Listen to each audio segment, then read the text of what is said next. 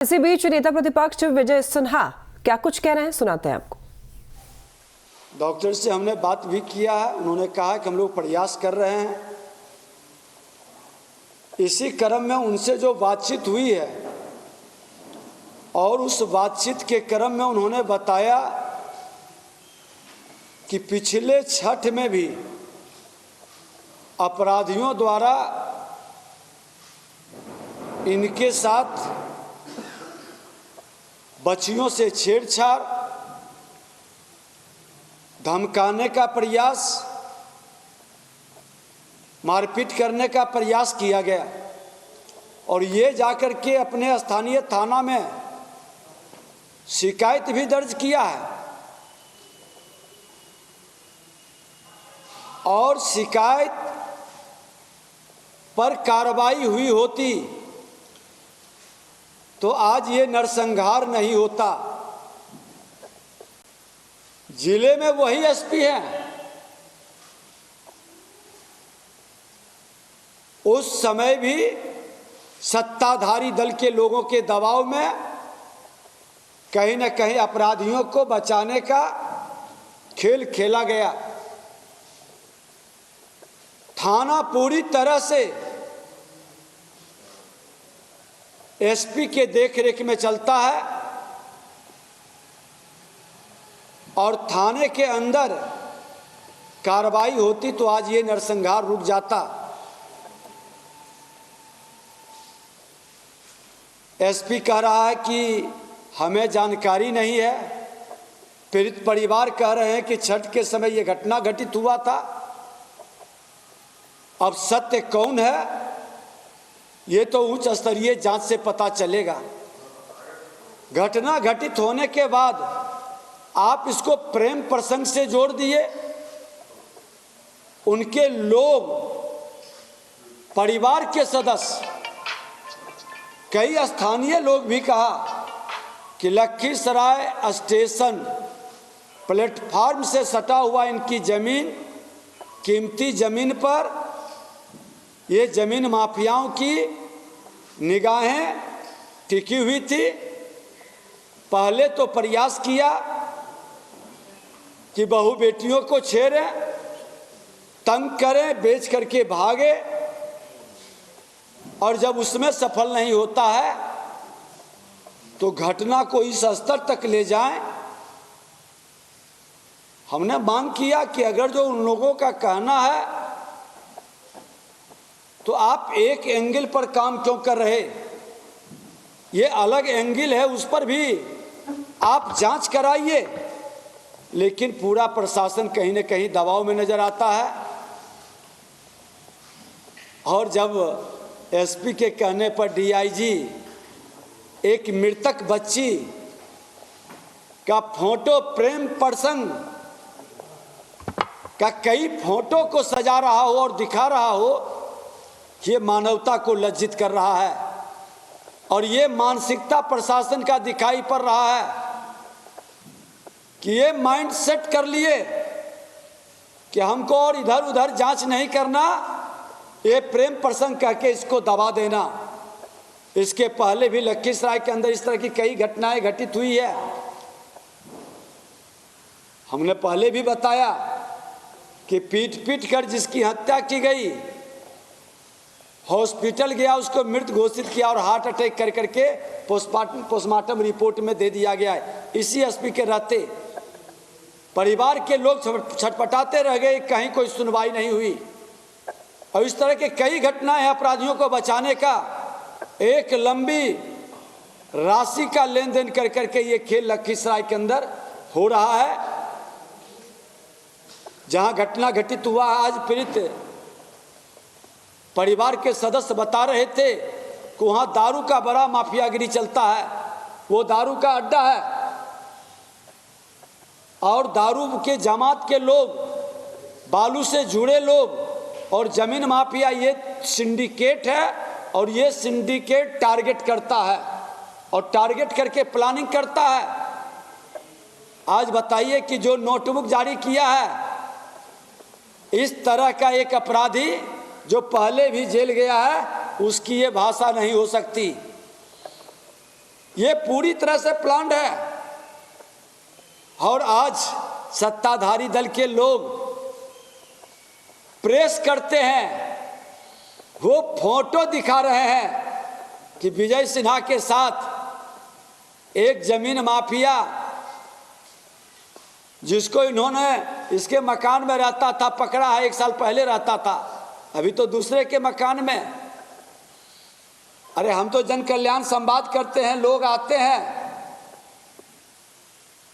और हम लोग को अभिनंदन करता है, मैं भी कर देता हूं, लेकिन हमने तो खुल के कहा, मेरा जिला अध्यक्ष ने प्रेस करके कहा कि उनको 2020 में ही निकाल दिया गया।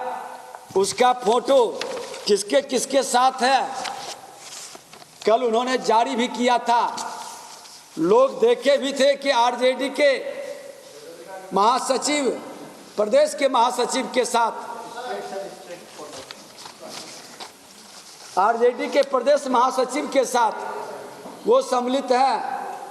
लोग वो बता रहे थे कि वो उस पार्टी में सम्मिलित भी है। और ये फोटो स्पष्ट बताता है कि जिस लोगों को बचाने का जदयू के नेता का खेल खेल रहे हैं, जिसका नाम लोग ले रहा है कि अपराधी को भगाने की भूमिका निभाया, नगर परिषद के चेयरमैन है, अब उसके बेटे के साथ उस अपराधी की फोटो है।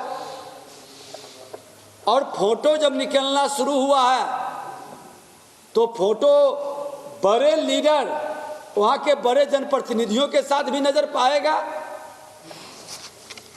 तो फोटो की कहानी से अपराधी को बचाने का खेल और वर्गलाने का खेल न करे।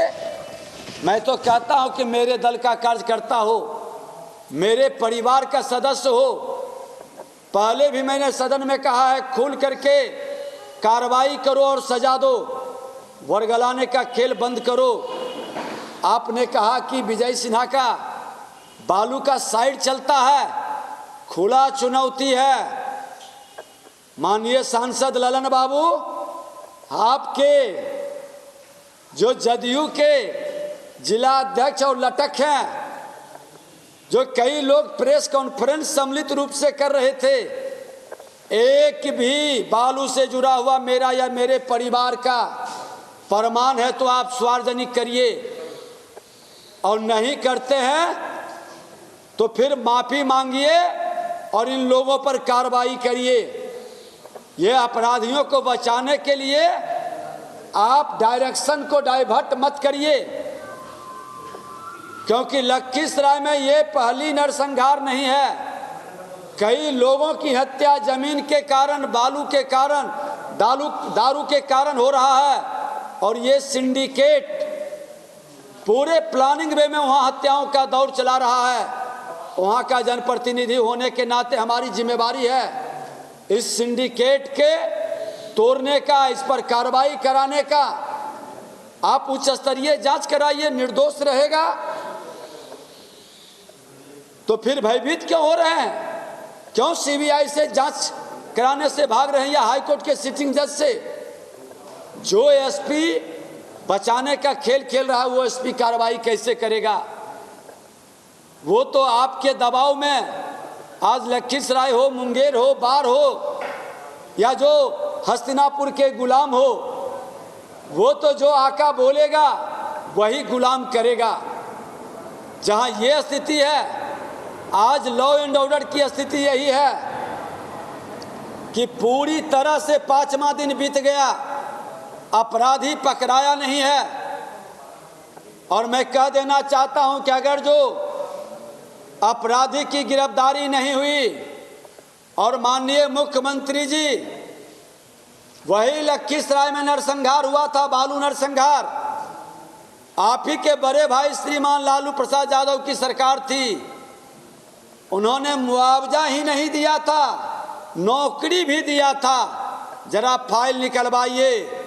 और अपराधियों के गोली से मरने वाला ये गरीब ब्राह्मण का परिवार उजड़ गया, डेली कमाने खाने वाला था। किसी भी जाति का मृतक हो, जो अपराधियों की गोली से मरता है, घायल होता है, उसका परिवार उजड़ता है, सरकार उसको मुआवजा कम से कम 5 लाख रुपया दे।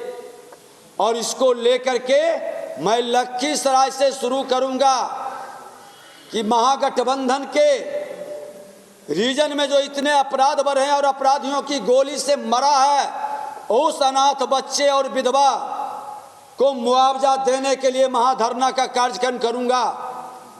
और मुआवजा नहीं दीजिएगा तो फिर ये लोग सामूहिक रूप से जन आंदोलन पूरे बिहार के अंदर चलेगी, क्योंकि गृह विभाग आपके जिम्मे है, आप लोगों को सुरक्षा देने में सक्षम नहीं है।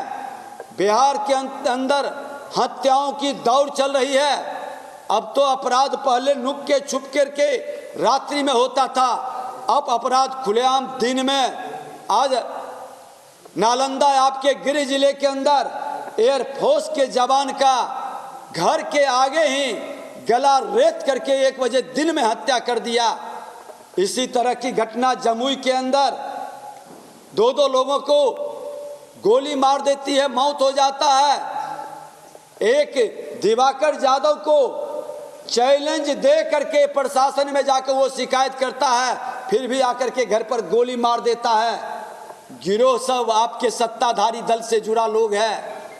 क्यों कार्रवाई से आप हस्तिनापुर का गुलाम भ्रष्ट प्रशासक को जो थाने का